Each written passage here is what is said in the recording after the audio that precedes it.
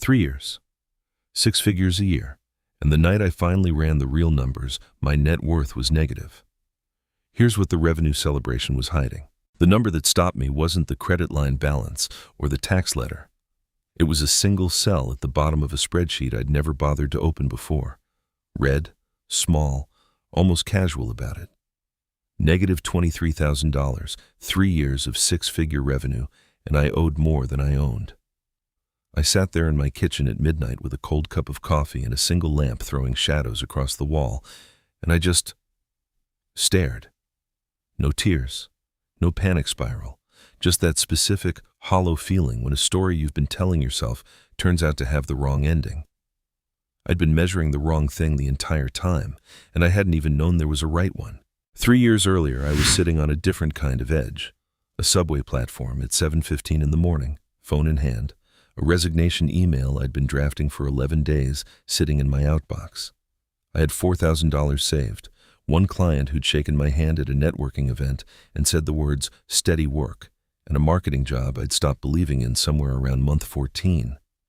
I remember the exact feeling of pressing send, not brave, more like I'd been holding my breath so long I simply ran out of air. The platform was nearly empty, early light coming through the overhead grating, and for a moment the whole thing felt clean. Possible. I told myself $4,000 was enough to figure it out. It was exactly enough to get started and not nearly enough to survive a mistake. The first year was genuinely, embarrassingly exciting. I landed 3 clients, one referral, one cold email that somehow worked, one person who found me through a tweet I almost deleted. And by December, I'd billed $38,000. I wrote that number down in a notebook and stared at it like it was evidence of something. In a way, it was. What I didn't write down, because it didn't feel like the point yet, was what I'd spent. The LLC filing, the accountant I hired once and then decided I didn't need, the software, the co-working day passes, the client dinners I paid for because I wanted to seem established. The number felt like a foundation. I didn't check whether I was building on solid ground or on optimism. Zainab came into my life the way the best people do, through someone else's party, over a bottle of wine neither of us had brought. We were seated next to each other at a mutual friend's dinner, and by the time the main course arrived, she'd asked me more specific questions about my business than anyone ever had, and she actually listened to the answers. She was louder than me, funnier than me, and she had this way of framing everything I said as if it were more impressive than I intended. When I told her I'd signed my 3rd client, she put her wine glass down and said, "That's not small, that's real." I believed her. After that night, she became the person I called when something good happened, before I'd even opened my laptop to process it myself. Year 2 felt like confirmation. Revenue hit $74,000, and I made what felt, at the time, like a series of grown-up decisions. I hired my first contractor, a designer I'd worked with on a freelance project, someone I genuinely trusted. And I upgraded my tool stack because I wanted to stop looking like a one-person operation and start looking like a business. I bought a second monitor. I started taking client calls in a co-working space instead of my kitchen. None of it was irrational. That's the thing I want to be honest about. Each decision had a real reason. What I wasn't doing was adding them up. I was thinking in terms of investments, which is just the word you use for expenses when you're optimistic. The subscriptions didn't feel like a decision. That's what I keep coming back to. The project management suite was $400 a month. I signed up on a Tuesday because someone in a Slack community said it was the one tool that changed everything. The scheduling platform was $120. The client portal was $90. Each checkout page asked for a card number, and I typed mine without pausing, the same way you confirm an address you've typed 100 times. I told myself these were infrastructure costs. Serious businesses had infrastructure. And individually, none of the numbers were alarming. That's the exact design of the trap. The alarm only sounds when you look at all of them together. I never looked at all of them together. Rosa was at a standing desk near the window the first time I noticed her. Cream blazer, burgundy bob, a whiteboard behind her with the word systems underlined twice. She looked like the person I was trying to become.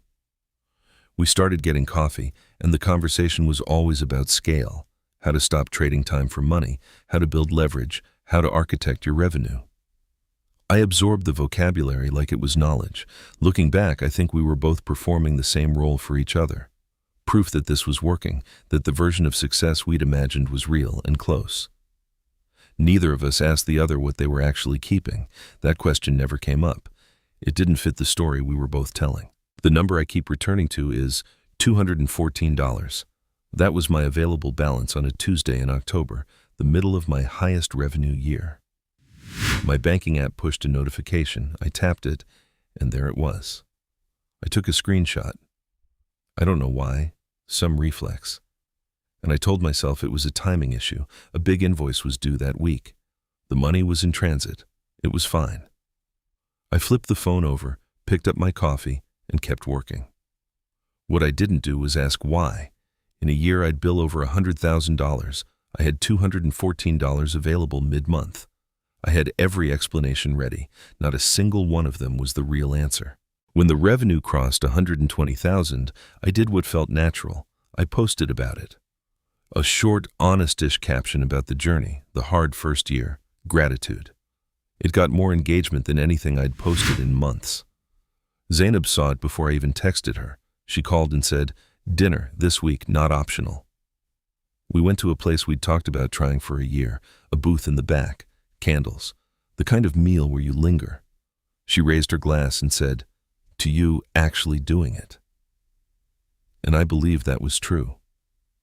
In that moment, at that booth, with the number in my caption and the wine in my glass, I completely believed I had arrived somewhere. The feeling was so total and so warm that I didn't examine it. I just let it be real. The tax bill arrived on a Thursday in a plain envelope that I almost left on the counter for 2 days. When I finally opened it, the number was $11,400, due in 31 days. I hadn't set aside quarterly estimated taxes. I knew I was supposed to. I'd moved the task to the next month on my to-do list 4 times and then simply stopped looking at it. I told myself successful people had this problem all the time. Cash flow timing, not a character flaw. I opened a credit line I'd been approved for months earlier and transferred the amount same afternoon like it was a logistical inconvenience rather than a symptom of something structural. I closed the banking app. I went back to work. My answer to the tax bill was to grow faster. I wrote, "Raise rates Q3" in my notebook in block letters and circled it twice, and there was something almost soothing about it. The idea that the fix was more revenue because revenue was the thing I knew how to make. I emailed 2 clients proposing higher rates for the next engagement. I started chasing a retainer I'd been soft pitching for months. I was already thinking about who my next hire would be. The logic felt airtight. If I was running low with 120, then 150 would solve it. What I had not once done was calculate whether 120, managed differently, would have been more than enough. Earning more was easier to imagine than spending less. It always is. There was one afternoon in November, lunch at a counter near the office, a turkey sandwich and a bad latte, when I added up my monthly outgoings on a paper napkin. Not a spreadsheet, not a category breakdown, just a rough column of numbers I could remember off the top of my head. The total surprised me. I remember pausing, pen over the napkin, doing the subtraction in my head. And then, I did the thing. I'm almost embarrassed to tell you, I rounded one of the numbers down. Just slightly, enough that the total became less alarming. Then I folded the napkin and slid it under the edge of my plate, like putting a sheet over something you don't want to look at. The numbers were right there. I just decided not to let them be final. The second contractor felt like a solution. He was good at client calls, patient, organized, better than me at not sounding tired on a Friday afternoon. And I told myself freeing up those hours would mean more billable work, and therefore more revenue, and therefore, eventually, more of everything. My monthly outflow crossed $7,000 somewhere in there, and I didn't notice because I wasn't tracking outflow, I was tracking invoices sent. On the video call where I briefed him, I felt genuinely in control, like I was running something. The version of me on that screen, relaxed, delegating, talking about capacity and pipeline. She believed the growth was certain. She was building on a number she'd never actually verified. And the gap between what she believed and what was true was getting wider every month. So I made the cut. I sent the second contractor a professional, grateful message, closed the laptop, and sat back like I'd just solved something. For about 6 weeks, I actually believed I had. The cash flow number looked better. My anxiety dropped a notch. I told myself this was what discipline looked like: identifying the problem, acting on it, moving forward. What I didn't see was that I'd treated a symptom and called it a cure. The leak I'd cut was real. The leak I hadn't found yet was bigger. Without the second contractor, those hours didn't disappear. They just came back to me. Client calls I'd handed off, revision rounds I'd stopped touching, follow-up emails I hadn't written in months. I absorbed it all and kept billing the same rate, which meant my ceiling didn't change, but my available hours shrank to almost nothing. By the third week, I was working past midnight most nights, turning down 2 potential clients because I genuinely had no time to onboard them. Revenue plateaued, fixed costs didn't, and somewhere in there, the math quietly got worse, not better. That's when the dread settled in. Not the sharp kind, but the slow, ambient kind that sits in your chest on a Tuesday at 10 p.m. when you're standing in your kitchen not doing anything. I wasn't looking at numbers. I wasn't on my phone. I was just standing there, aware that the thing I'd done hadn't fixed anything, and that somewhere under all the invoices and subscriptions and contractor payments was a shape I hadn't fully looked at yet. I didn't know what it was. I knew it was there, and I knew I'd been choosing, repeatedly, not to see it. I called Zainab that Saturday. I didn't plan a speech. I just went to her apartment, sat down on her couch, and when she asked how things were really going, I told her the truth for the first time. Not the "it's a bit tight right now" version. The actual version, the tax debt, the contractor costs, the $214 balance mid-month, the feeling that I was billing more than ever and somehow further behind. I'd been holding it for months, and saying it out loud was almost a physical thing, like something was finally exhaled. Zainab didn't flinch. She just listened, all the way to the end. She didn't offer a plan. She didn't tell me to raise my rates or pivot or restructure. She said one thing, and she said it gently. You've never actually written down everything you own and everything you owe. Not once. I opened my mouth to argue, and then I didn't, because she was right.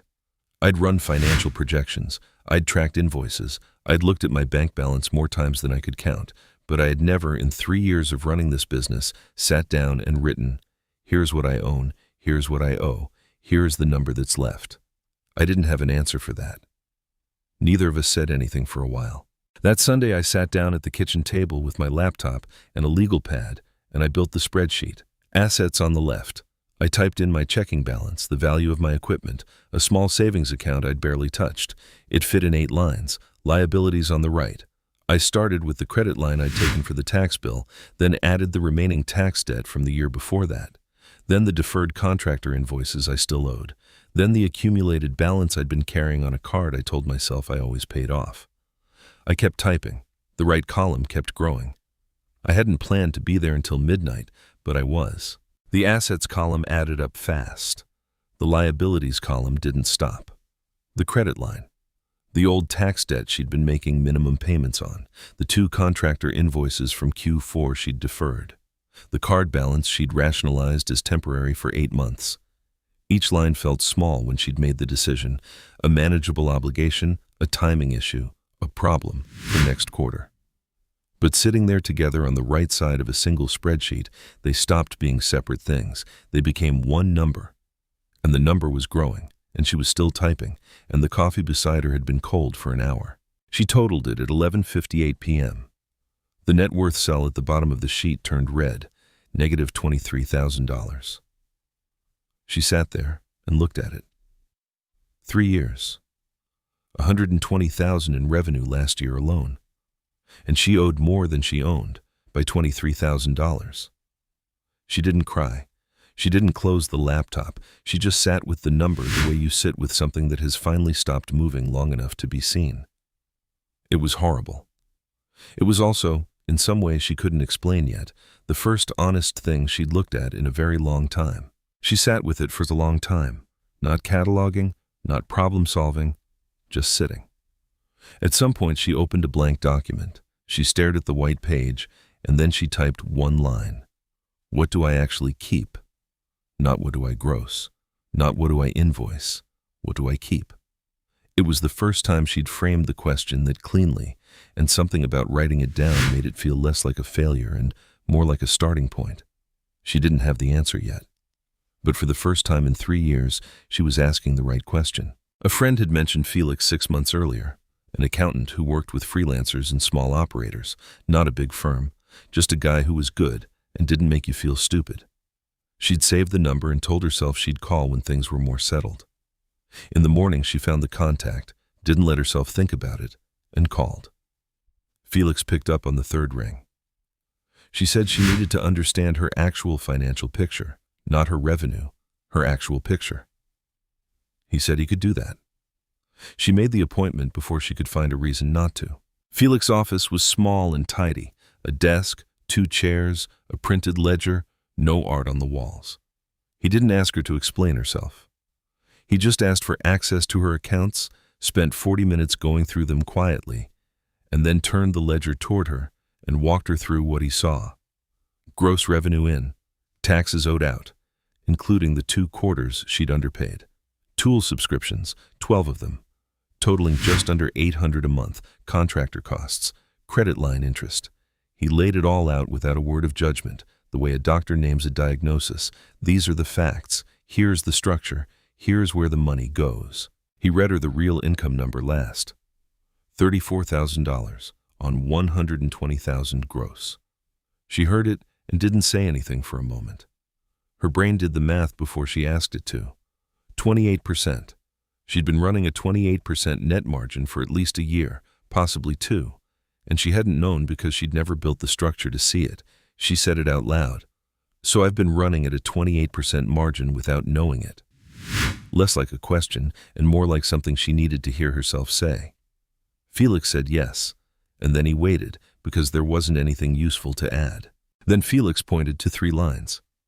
The project management suite, $400 a month, and when he asked her which features she used daily, she named 2, both available free in tools she already paid for. The contractor retainer she'd kept, $600 a month, a relationship she'd maintained out of loyalty long past the point where the work justified it. And the co-working membership, $180 a month for a space she visited, at most, twice. He didn't tell her what to do. He just turned the ledger back toward her and let her look at the 3 highlighted lines. The total was $1,180 a month, $14,160 a year, sitting there in plain sight.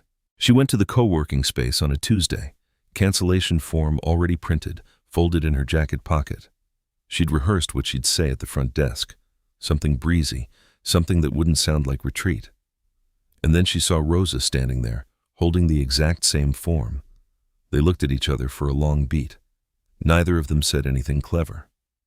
Rosa's cream blazer was immaculate as always, but her eyes were different, quieter, stripped of the scaling system's vocabulary.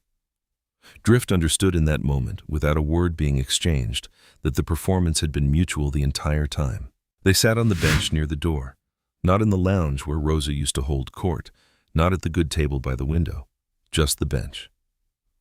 Rosa smoothed the cancellation form against her knee and said, "I thought if I looked like I was winning, the winning would follow." She said it without drama, almost offhand, like she'd been rehearsing that sentence for a while and was relieved to finally say it out loud. "It doesn't work that way." Drift didn't answer immediately. She just nodded, slowly, because she'd been running the exact same equation, revenue as proof, optics as strategy, and she already knew the answer Rosa was describing. That same week, she worked through all 3 cuts in a single sitting. One evening, a piece of paper, 3 boxes to check. She migrated her project workflow off the $400 a month suite onto tools she already paid for elsewhere and barely noticed the difference. She sent the contractor an honest message, not an apology tour, not a performance of guilt, just a clear explanation and a genuine thank you for the work. And then she submitted the co-working cancellation online, the confirmation email arriving in under a minute. 3 cuts, 1 week. The checklist sat on her desk, and she looked at it for a while before throwing it away. She didn't need to keep it. The decisions were already done. The first month after the cuts, she ran her what she keeps number on a Sunday morning, just a handwritten column on a single sheet of paper. Revenue in, every obligation out. And the number at the bottom was positive, not large, not the kind of number you post about, but positive and real, which meant it was the first honest number she'd had in 3 years. She sat with it the way you sit with something you've been waiting for without letting yourself admit you were waiting. Then she made coffee. Then she went back and checked the math twice, because she didn't quite trust herself yet. It was still positive. Felix had told her most healthy solopreneur businesses run a keep rate somewhere between 35 and 50%. Her target was 40. She built the dashboard herself. One number, one column, 1 month at a time. Not a fancy tool, not a subscription, a spreadsheet she'd made in 20 minutes that she'd been unwilling to make for 3 years. She checked it on the first Sunday of every month, the same way you check in on something you're nursing back to health, not obsessively, just consistently. The number wasn't the goal. The habit of seeing it honestly was. By month 3, she raised her rates for 2 anchor clients, not because she needed more gross revenue, but because she'd done the math now and knew that growing the top line without fixing the keep rate would just create a bigger leak. She asked for 15% more. She had a reason ready, a 1-paragraph explanation about the scope of ongoing work. Both clients said yes, neither asked for a counter. She'd spent 2 years assuming the conversation would be harder than it was, which meant she'd left money on the table for 2 years out of a fear she'd never actually tested. Month 6. She opened the spreadsheet on a Sunday morning the same way she always did now. Coffee made first, phone face down, no distractions, and the net worth line was positive, not dramatically. Not the kind of positive that changes how you walk into a room, but it had crossed 0, which meant she'd crossed something she hadn't been able to name until she was on the other side of it. She texted Zainab 1 word: positive. Zainab sent back 15 emojis. Drift laughed out loud alone in her kitchen, which was, she thought, exactly the right way to celebrate something like this. Small, real, and nobody's performance. A few weeks after that, she was cleaning out her phone's camera roll and found the screenshot. Available balance $214. From that Tuesday in the cafe more than a year earlier. She remembered the exact feeling. The slight skip in her chest, the instant rationalization, the phone flipped over, the coffee picked up. The leak had been visible that morning. Fully visible. She just hadn't been willing to look at what was on either side of it, what was coming in, what was quietly going out, what the gap between them actually was. The number on the screen hadn't been the problem. Her willingness to see it had been. Here's what the 3 years actually taught her. Revenue is the number that feels good to say at dinner. It's the number that goes in the caption, the number friends celebrate, the number that makes you feel like the decision to go out on your own was the right one. But revenue is not yours. Revenue is what passes through. What you keep. After taxes, after tools, after obligations, you let accumulate out of loyalty or avoidance. That's the number that either compounds or disappears. And the brutal thing about optimizing the wrong number for 3 years is that you can do it successfully. You can hit every milestone and still end up with less than when you started. She wasn't bad at business. That was the thing she had to sit with, because it would have been easier if she were. She'd built real clients, earned real trust, delivered real work for 3 years. The failure wasn't effort or talent. It was measurement. She'd been measuring the wrong thing, confidently and consistently, and then making every subsequent decision based on that wrong number. That's how you go broke while looking successful, not through laziness, not through ignorance, through the very human instinct to track the metric that feels best instead of the one that's actually true. Discipline, in the end, wasn't about earning more. She'd tried that. More revenue with no honest accounting is just a faster leak. Discipline was about knowing which number actually mattered and having the patience to protect it before she spent it, before she hired against it, before she subscribed against it on a Tuesday night because the checkout page made it feel like an investment.